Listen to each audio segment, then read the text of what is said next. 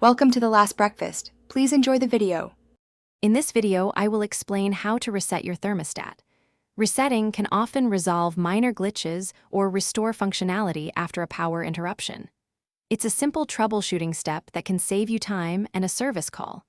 We'll cover both a soft reset, which is a power cycle, and a hard, or factory, reset.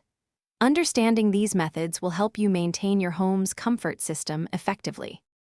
Performing a soft reset or power cycle is usually the first step.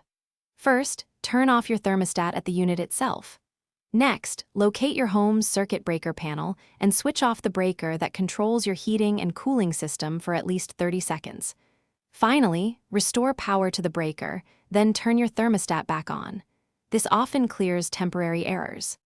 For more persistent issues, a factory reset might be necessary. Many thermostats have a small, recessed reset button, often a tiny pinhole. You'll need a paperclip or a similar pointed object to press and hold this button for about 5 to 10 seconds. Be aware that a factory reset will erase all your personalized settings, so you will need to reconfigure them afterward.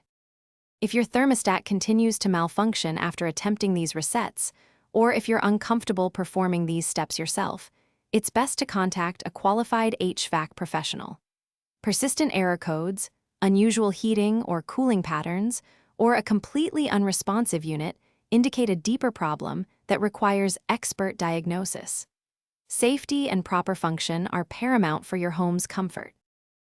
Thanks for watching. If this was helpful, leave a like and consider subscribing. See you next time.